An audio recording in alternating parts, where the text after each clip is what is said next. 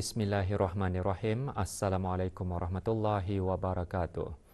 Seperti perniagaan di beberapa buah negara yang lain, perniagaan di negara Brunei Darussalam perlu menyedari perubahan lanskap dan memahami peluang yang ada dalam dunia digital dan kemahiran yang mereka perlukan untuk melengkapkan kaki tangan masing-masing bagi terus berkembang maju. Ini terutama ketika keadaan ketidaktentuan yang masih tinggi, rantaian bekalan dan pergerakan penduduk yang terus terjejas. Yang berhormat Datuk Seri Setia Dr. Awang Haji Muhammad Amin Liu bin Abdullah, Menteri di Jabatan Perdana Menteri dan Menteri Kewangan dan Ekonomi kedua selaku pengerusi Majlis Komuniti Ekonomi ASEAN berucap demikian dalam ucap tamanya pada Majlis Perasmian Meja Bulat Perniagaan ASEAN, Sidang Kemuncak Perniagaan dan Pelaburan ASEAN dan Anugerah Perniagaan ASEAN 2021. Diadakan bersempena negara Brunei Darussalam mempengerusikan ASEAN 2021. Acara berlangsung di Pusat Persidangan Antarabangsa Brakas. It is imperative that our business community understand the challenges and the opportunities that lie within and beyond our borders, and how to access them digitally.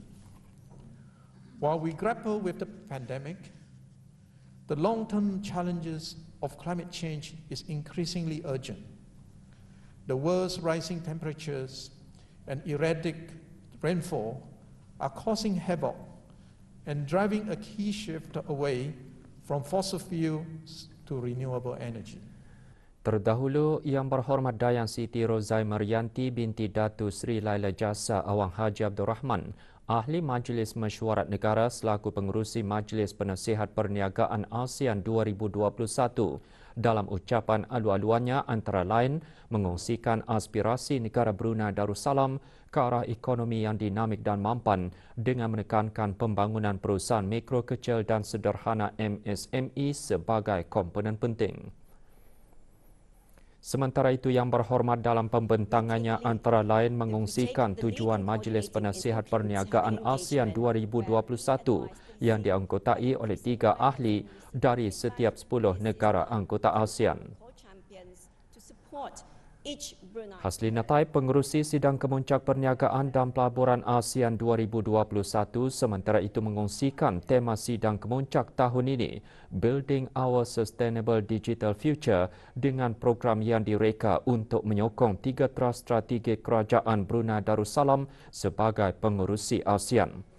Majlis turut menyaksikan pelancaran Anugerah Perniagaan ASEAN yang memberi pengiktirafan kepada perusahaan-perusahaan yang cemerlang dalam menyumbang kepada pertumbuhan dan pembangunan ASEAN.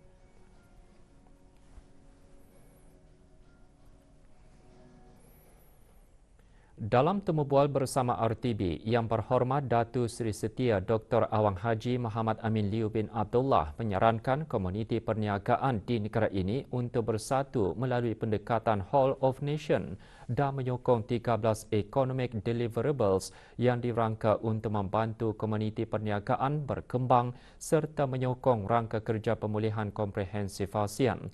Ini jelas Menteri di Jabatan Perdana Menteri dan Menteri Kewangan dan Ekonomi kedua dapat membantu pertumbuhan ekonomi negara yang positif.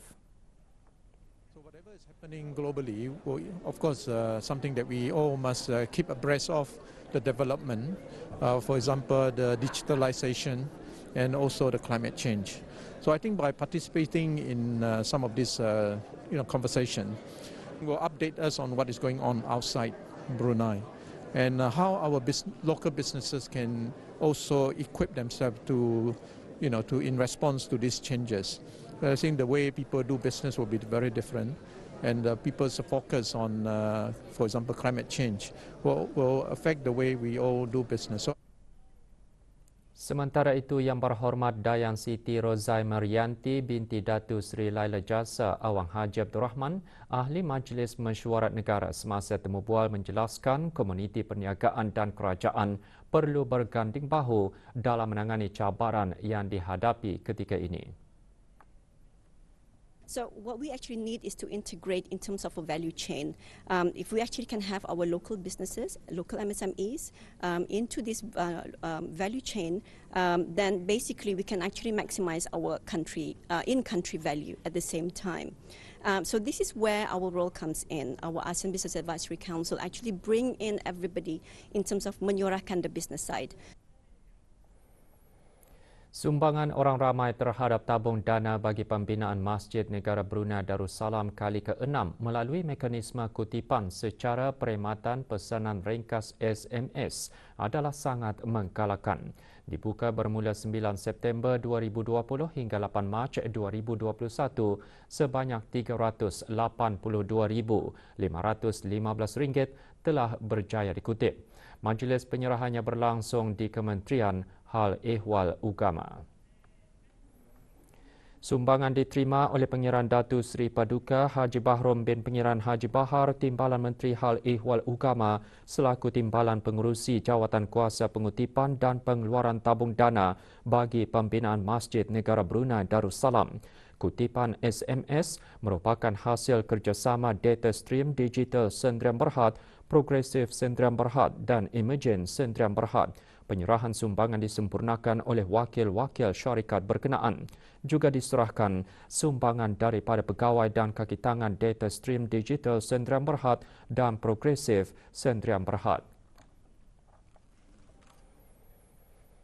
Jumlah keseluruhan kes jangkitan COVID-19 di negara Brunei Darussalam kekal 266 selepas tiada kes baharu dicatatkan kemarin. Kementerian Kesihatan dalam siaran akhbarnya juga memaklumkan jumlah keseluruhan kes sembuh ialah 255. Sementara itu, 8 kes aktif masih dirawat di Pusat Pengasingan Kebangsaan.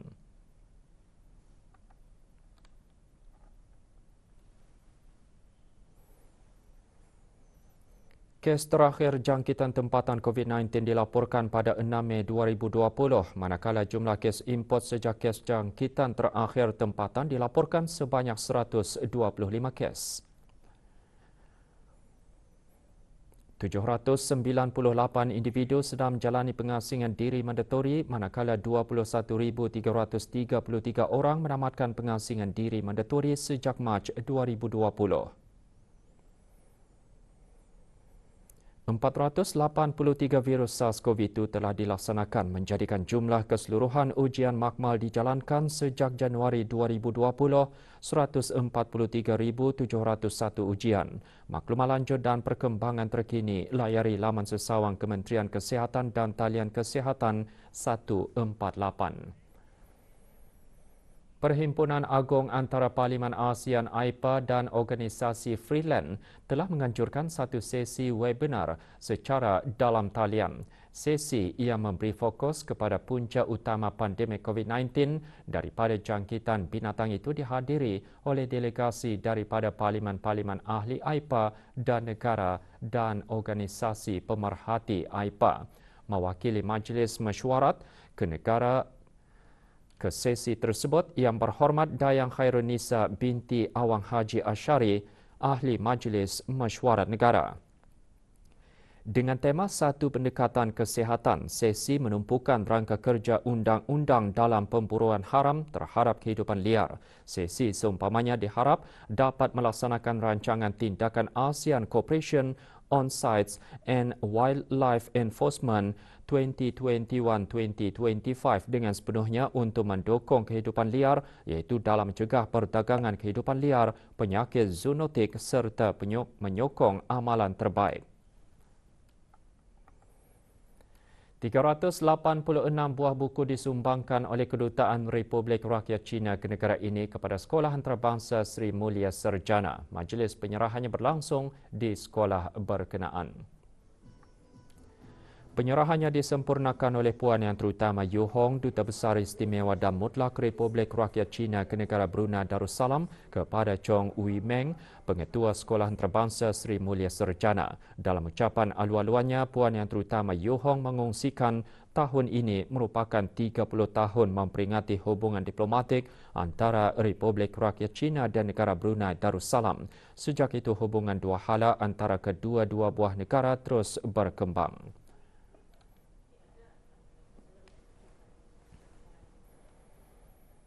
Kementerian Pendidikan sangat komited dalam menghasilkan bekalan tenaga kerja yang berpendidikan dan berkemahiran tinggi selaras dengan matlamat Wawasan Brunei 2035.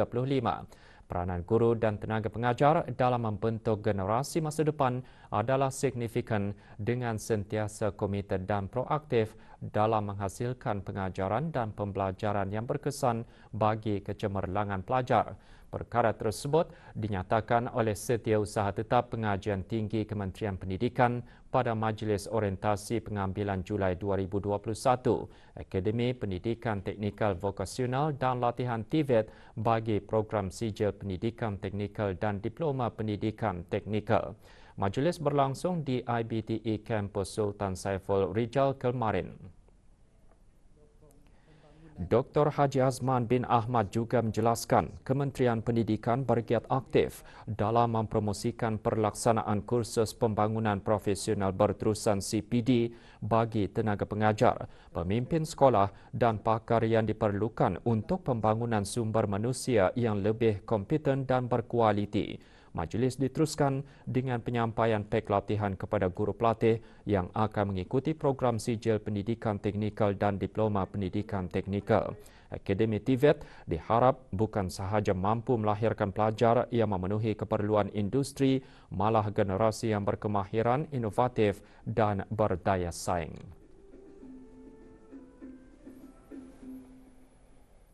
Seramai 186 pelajar baharu mengikuti program sepenuh masa di Institut Pendidikan Teknikal Brunei, Kampus Jeffrey Bolkiah IBTE JBC bagi sesi pengajian bulan Julai. Minggu orientasi bagi pelajar tersebut diadakan selama 3 hari.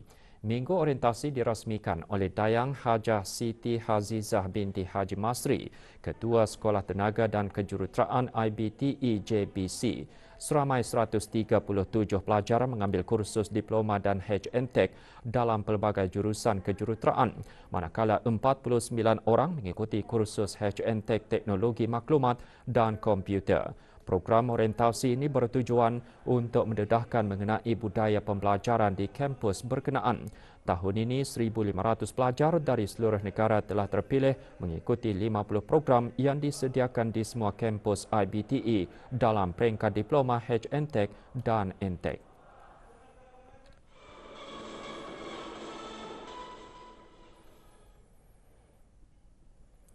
Setiap institusi kesihatan, pendidikan, agama dan kerajaan termasuk institusi pengajian tinggi mempunyai peranan masing-masing dalam mendepani pandemik COVID-19. Vaksin ketuhanan berupa ayat-ayat Al-Quran dan doa-doa iaitu kunut nazilah, doa tolak bala, doa jauhi penyakit, zikir pagi petang, doa harian dan doa keselamatan negara juga merupakan salah satu usaha utama yang dilaksanakan di negara Brunei Darussalam. Perkara tersebut antara yang digariskan oleh Dr. Haji Adnan bin Haji Basar, Rais Kolej Universiti Perguruan Agama Sri Begawan Kupu SB dalam ucap utamanya semasa persidangan antarabangsa pemikiran Islam kali kedua, Pemikir 2. Persidangan merupakan anjuran bersama Kupu SB melalui Pusat Pengkajian Kefahaman Ahli Sunnah Wal Jamaah Kupu SB, Institut Ahli Sunnah Wal Jamaah dan Perpustakaan Tunku Tun Aminah Johor, Universiti Tun Hussein On Malaysia, Majlis Agama Islam Negeri Johor, Jabatan Agama Islam Negeri Johor dan Jabatan Mufti Negeri Johor.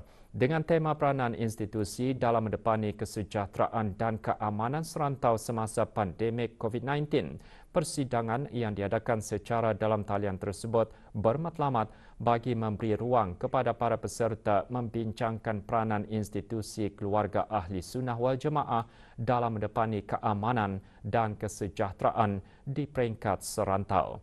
Terdahulu perasmian persidangan disempurnakan oleh Yang Berbahagia Datuk Haji Muhammad Rafiqi bin Datuk Haji Syamsuddin, Pengarah Jabatan Agama Islam Negeri Johor secara dalam talian.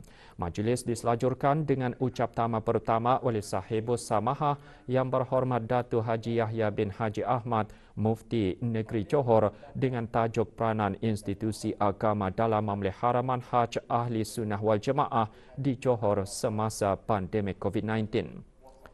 Dalam ucap tama kedua bertajuk peranan institusi dalam mendepani kesejahteraan dan keamanan serantau semasa pandemik COVID-19, Rais Kupu SB antara lain membincangkan mengenai prinsip akidah dalam sebarang musibah dengan pegangan ahli sunnah wal jamaah.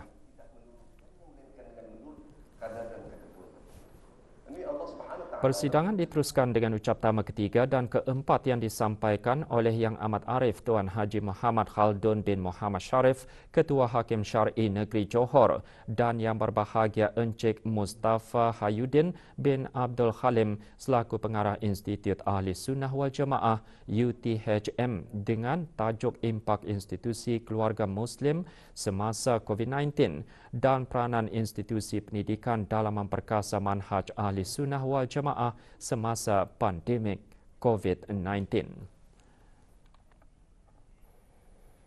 Bahasa Arab adalah bahasa yang istimewa dari segi struktur ayatnya, tata bahasa, pembentukan perkataannya, bahkan ia juga merupakan bahasa Al-Quran. Sehubungan itu, Jabatan Pengajian Islam, Kementerian Hal Ehwal Ugama mengungkayahkan program Bulan Bahasa Arab di Mahat Islam Brunei, Daerah Tutong. Pelbagai aktiviti diadakan bagi memupuk minat serta kecenderungan para pelajar dalam meningkatkan keupayaan mereka menuturkan perkataan dalam bahasa Arab dengan fasih dan lancar. Antaranya tayangan video pidato dan 4 permainan kemahiran bahasa Arab. Program Bulan Bahasa Arab merupakan satu inisiatif dalam menggalakkan para pelajar menggunakan bahasa Arab sebagai bahasa penghantar di samping meningkatkan keupayaan pelajar untuk berkomunikasi menggunakan bahasa Arab. Pelbagai barangan tegahan ditemukan semasa rondaan rutin yang dijalankan oleh Jabatan Kastam dan Eksais Diraja JKED. Pemeriksaan dijalankan di kawasan Kampung Bolkiah B dan pemeriksaan ke atas sebuah kenderaan komersial yang hendak keluar melalui pos kawalan Sungai Tujuh. Semasa rondaan di kawasan Kampung Bolkiah B, pihak JKED menemukan 144 botol dan 1,813 tin minuman keras pelbagai jenama, serta 293 karton dan 6 paket rokok pelbagai jenis. Barangan tanpa pemilik itu disembunyikan dan diletakkan di dalam rumah elektrik berkenaan. Kesemua barang-barang tegahan yang dijumpai dihukum rampas untuk tindakan pelupusan. Sementara itu, semasa pemeriksaan JKED ke atas sebuah kenderaan komersial di pos kawalan Sungai Tujuh menemukan 3 paket rokok dan 1 alat yang disyaki digunakan untuk kegiatan penyalahgunaan dadah. Pemandu, seorang lelaki penduduk tetap ditahan dan semua rokok tersebut dirampas untuk tindakan selanjutnya. Pihak JKED seterusnya menyerahkan pemandu dan alat menyalahgunakan dadah kepada Biro Kawalan Narkotik bagi tindakan lanjut.